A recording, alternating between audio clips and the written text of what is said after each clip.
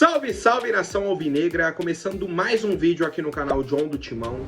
Então se você tá chegando aqui agora, já deixa o seu like, se inscreve pra gente bater a meta de 105 mil inscritos, conto com a colaboração de todos e vamos pra cima. Um ótimo domingo a todos os corintianos e corintianas que me acompanham, tá? Hoje temos aí o Corinthians em campo pelo Campeonato Brasileiro, quarta rodada, né? Já tivemos o início da rodada ontem, hoje temos esse compromisso do Corinthians e a gente sabe a importância dessa partida pelo momento que o nosso clube vem vivendo, né? Como eu disse aí, quarta rodada o Corinthians ainda não fez gol no campeonato, ainda não venceu, né? Consequentemente, temos aí muita pressão, tá? E o John vai trazer todas as informações sobre a partida e muito mais sobre o nosso Coringão.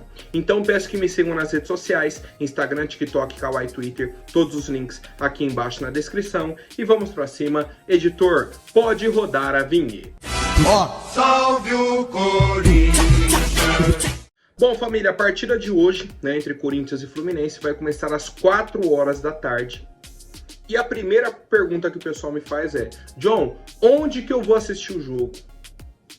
Onde vai passar? Onde vai ser transmitido? E a resposta é a seguinte: para o estado de São Paulo e o estado do Rio de Janeiro, vai passar na TV Globo, na TV aberta. Certo? Para os demais estados, a transmissão do Campeonato Brasileiro será pelo Premier. Tá? Então, São Paulo e Rio de Janeiro assistem pela Globo, né, TV aberta. O pessoal que não é do Rio ou de São Paulo assiste pelo Premier. Então, seguimos o padrão do Campeonato Brasileiro. E aí temos algumas atualizações, né, sobre a preparação do Corinthians aí para o jogo de hoje, certo? A primeira delas sobre o zagueiro Gustavo Henrique, né? Ontem ele participou da primeira parte do treinamento com os demais companheiros e tudo mais. Na segunda parte do treino ele voltou para a parte interna do CT, né, foi para academia e fez uma atividade individual. Então ele não fez o treinamento completo, consequentemente não vai para o jogo de hoje contra o Fluminense. Agora, temos dois caras que são uma incógnita, que o torcedor me pergunta e eu não sei responder porque não existe essa informação. O pessoal não traz essa informação, que é Igor Coronado e Diego Palacios. O Palacios está a semana inteira treinando com os demais companheiros e tal, e nunca está liberado para jogar. O Igor Coronado, pelas imagens que o Corinthians divulgou, não dá para saber se ele treinou ou não com o elenco. Certo? Não é possível afirmar. Ou seja, então a gente não tem informação se o Igor Coronado vai para o jogo ou não, e a questão do Diego Palacios também. Certo? Volta naquilo que a gente fala sobre transparência. Cara, chega pro torcedor e fala, ó, hoje Igor Coronado e Palacios não vão pro jogo por motivos X, Y e Z. Pronto! Porque senão a gente fica vivendo uma expectativa de que vão retornar, de que vão jogar. O Igor Coronado era só um desconforto no jogo de terça-feira. Pra domingo tá tranquilo. Chega domingo, a gente não sabe se vai pro jogo ou não. Muito provavelmente não. O Palacios, não, até tal dia tá liberado. Até o início de abril, né, tá liberado. Hoje é 27 de abril. 28, né? Errei. Hoje é 28 de abril. Cadê? Não temos essa informação. E, muito provavelmente, Palacios não vai para o jogo também. Fora isso, temos algumas mudanças importantes, né? Tendo em vista aí a crise técnica que o Corinthians vem vivendo. E a provável escalação de hoje é a seguinte: Carlos Miguel, Fagner, Félix Torres, Kaká, e aí uma dúvida na lateral esquerda, né, se vai jogar o Hugo ou o Matheus Bidu, tá? Meio campo com Ranieri, Breno Bidon e Rodrigo Garro. No ataque, Wesley, Yuri Alberto e Pedro Henrique, tá? Praticamente a escalação que a gente falou ontem, né? Só a questão aí do Hugo, que ainda tem essa disputa com o Matheus Bidu. Cara, na teoria, o esquema tá bacana, é uma ideia boa, pode funcionar. Qual que é o problema? Na prática, a gente joga com a linha defensiva com Ranieri, junto com os dois zagueiros, né? Então, uma linha defensiva com 3 jogadores. Aí desce o Breno Bidon e o Rodrigo Garro para marcar como se fosse volante. Você perde o Garro lá na frente. E fica o ataque parado lá na frente. Você não tem conexão da defesa com o meio campo com o ataque. Tá? Então, se o Ranieri é volante, ele tem que jogar como volante, não como zagueiro. Breno Bidon é segundo volante, atua como segundo volante. O Garro é meia. Arme o jogo. tá? Eu acho que esse é o ponto que o Antônio Oliveira vem errando bastante à frente da equipe do Corinthians. Certo, família? E aí, algumas atualizações do jogo em si, né? O Fluminense está sem o André, o volante André, né? Um dos principais jogadores aí desse time do Fluminense. E o John Kennedy também está fora, né? O John Kennedy, se eu não me engano, está afastado por indisciplina e o André está machucado, tá? Então são dois nomes que não estarão presentes na partida de hoje contra o Corinthians. E eu quero saber o palpite de vocês, como está a expectativa, né, para essa partida de logo mais. E já deixo o convite aqui a todos os corintianos e corintianas que me acompanham para a live pós-jogo, né? Acabando aí Corinthians e Flu, o John entra ao vivo direto da Neoquímica Arena, tá? Eu faço a live lá no Instagram, para quem não me segue tem um link aqui embaixo, @John do Timão, tá? Então eu faço a live lá no Instagram, a gente faz aquele pós-jogo e tudo mais, e vamos para cima.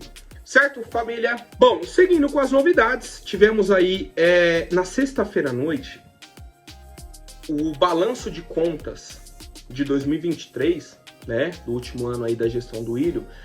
Ele passou pela fiscalização do Conselho Fiscal. Fiscalização e votação. Pô, John, mas essa votação não é segunda-feira, não é amanhã? Essa não, tá? Até ia falar. A votação de segunda-feira é do Conselho Deliberativo, que é o pessoal que foi eleito por aquelas chapinhas, né, que eles falam, nas eleições e tudo mais. E aí, tem muita gente nesse Conselho Deliberativo. O Conselho Fiscal do Corinthians, ele é composto por 12 pessoas.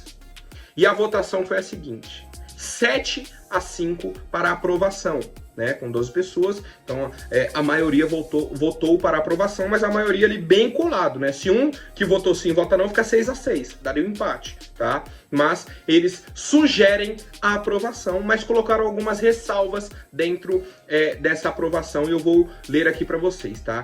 A primeira delas é: chamada de atenção por causa das datas das assinaturas do montante envolvido e o período que compõe a dívida com os empresários. Ou seja, a data que eles assinaram a dívida com os empresários não faz sentido, né? Já que o Duílio já sabia que não ficaria no comando do clube, não seria o André Negão. Ele assinou para prejudicar a gestão Augusto Melo, né? Que a gente sempre falou disso. O cara assinou a carta de confissão de dívida depois que o Augusto Melo foi eleito. Ainda estava na gestão do Duílio, né? Estava na transição e tudo mais. Isso foi relatado pelo Conselho Fiscal. Depois, aumento das despesas com serviços, por exemplo, segurança e outros, apesar de não haver irregularidade. Então tá lá, não tem uma irregularidade, só que o preço subiu e bastante. Então eles colocaram isso. Ah, tá gastando muito com segurança e a gente não tá entendendo o motivo desse aumento, tá? Revisão do orçamento anual no final do exercício, após grande parte já ter sido realizado, né? Então falta aí terminar a revisão do orçamento. Divergência detectada pela RSM Auditoria Independente no sistema entre financeiro e contábil, né? Então houve uma divergência aí no valor de 978 mil, né, na composição aí de adiantamento dos fornecedores, e aí eles querem essa explicação, por que o valor não está batendo, né? Então uma diferença aí de quase R$1 milhão. Depois, ausência de pastas contendo as despesas administrativas superior a 5 salários mínimos com os três orçamentos conforme determina o estatuto. 3 atletas contratados sem aprovação do CORE, com valor acima de 40 mil salários mínimos, conforme determina o estatuto, né? Então, para contratar um atleta no valor acima de 40 mil salários mínimos, precisa da aprovação do CORE, e não houve, tá? E no mais, eles colocaram que houve pouco tempo para analisar mais detalhadamente os documentos.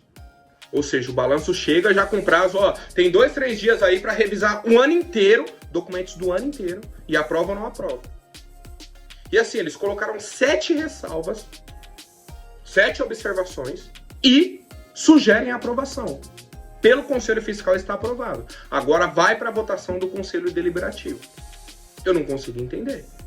Se você tem alguma divergência, tem chamada de atenção, tem isso, tem aquilo, e sugere a aprovação,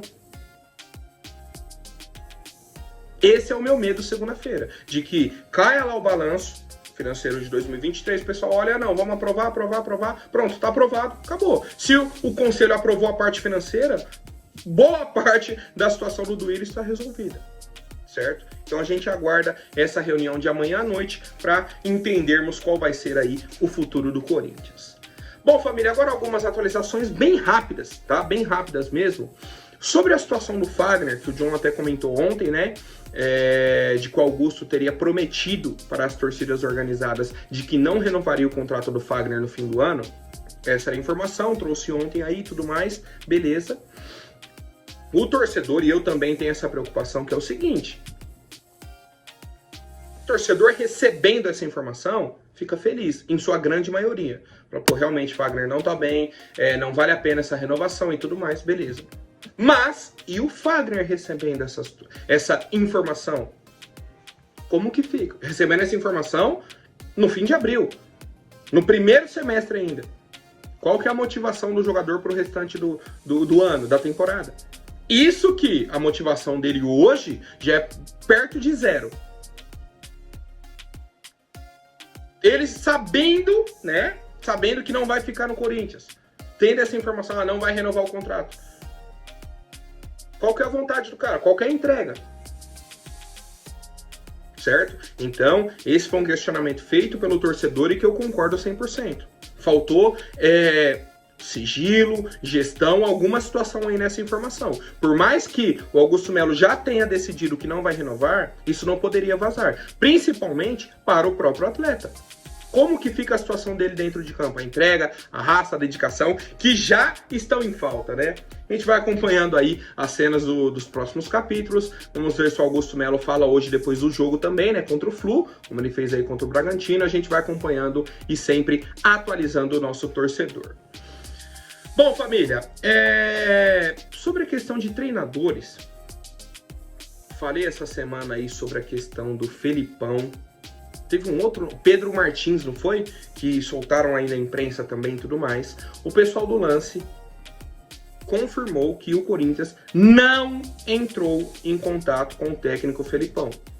Assim como eu havia dito para vocês, né? A informação inicial era do Veloso. O Corinthians já entrou em contato com o Felipão, vai contratar e tal. Não existe isso, certo? A questão a situação do Antônio Oliveira hoje no comando do clube não é boa. Ele não está 100%, tá? Hoje o jogo é muito importante. Não só uma vitória, mas um desempenho que convença.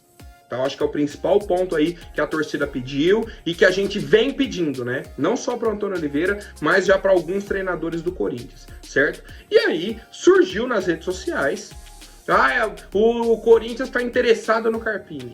Meu Deus do céu, cara. Meu Deus do céu. A informação que eu tenho, não tem nada de Pedro Martins, não tem nada de Felipão, muito menos de Carpini, tá? Muito menos de Carpini. Caso o Corinthians venha a demitir aí o Antônio Oliveira num futuro próximo, não acho nem que o Carpini ou que o Felipão sejam opções para a diretoria, tá? Não acho. Então, assim, não faz sentido. Primeiro, porque a gente tem um treinador. E segundo, que não seria o perfil que a diretoria buscaria nesse momento. Certo, família? Por hoje é isso. Lembrando, né, que temos a live pós-jogo após a partida entre Corinthians e Fluminense, lá no Instagram, @John do Timão. Logo mais e muito em breve o John traz as lives aqui para o YouTube, tá? Então vou fazer as lives aqui no canal do YouTube num futuro breve aí, tá? E o John vai atualizando vocês. Muito obrigado, família. Um abraço do John e vai Corinthians!